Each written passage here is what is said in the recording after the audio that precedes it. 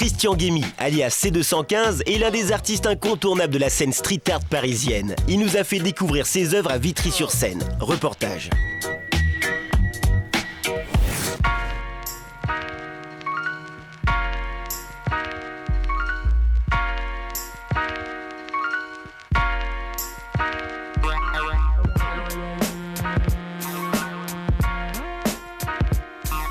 Je m'appelle C215 parce que basiquement c'était une façon de d'écrire à la hâte Chris avec des chiffres et d'avoir un pseudonyme qui reflète un peu le caractère inhumain de la période dans laquelle on vit, donc avec une évocation des codes barres, des codes, des colorants, de tous les additifs un peu chimiques de notre période, et c'était amusant d'évoquer un travail que j'espère poétique avec un nom, un pseudonyme qui le soit aussi peu.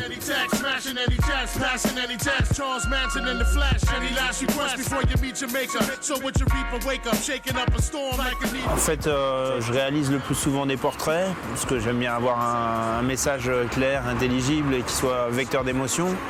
Et les portraits pour respecter toute l'individualité des modèles et faire en sorte qu'on soit bien sûr qu'il s'agisse de quelqu'un à un moment précis de sa vie et d'une réelle tranche de vie. Je travaille d'après photo, en dessinant directement avec ma lame d'après photo.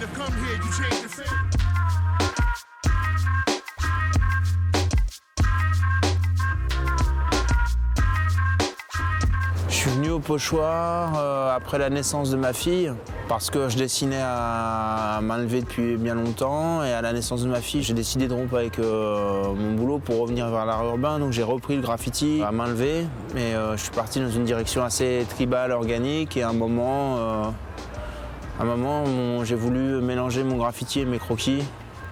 Mes croquis étaient réalistes, mes peintures étaient abstraites et organiques et tribales, donc j'ai fait des dessins à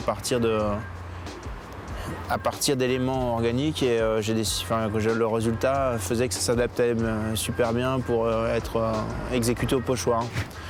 Et donc le pochoir allait me permettre de faire ce dont je rêvais depuis toujours, c'était de placer des œuvres peintes de qualité au plein cœur du tissu urbain.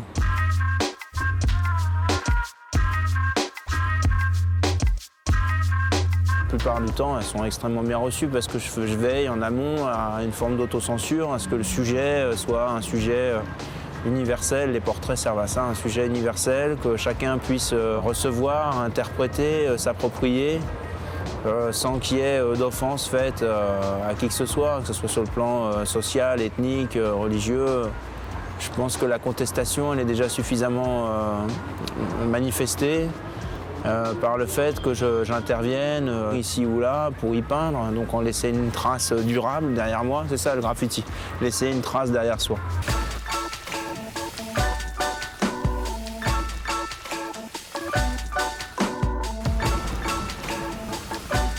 La surface plane en elle-même, si le mur il est blanc et plat, c'est sûr que alors là, le degré d'attraction il sera nul, quoi. Parce que ce que j'aime, c'est des supports qui ont vécu et qui sont eux-mêmes porteurs d'une certaine sémantique ou d'une contextualité, et que mon œuvre fasse précisément interaction avec cette contextualité.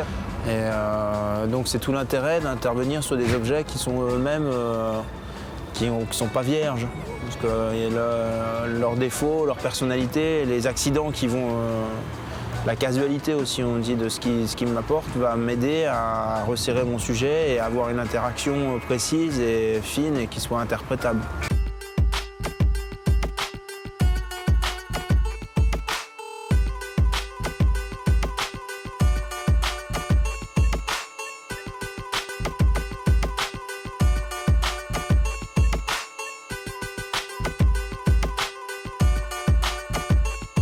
Je peins les boîtes aux lettres parce que j'ai voulu rassembler à Vitry, en fait, j'ai voulu rassembler des souvenirs de voyage.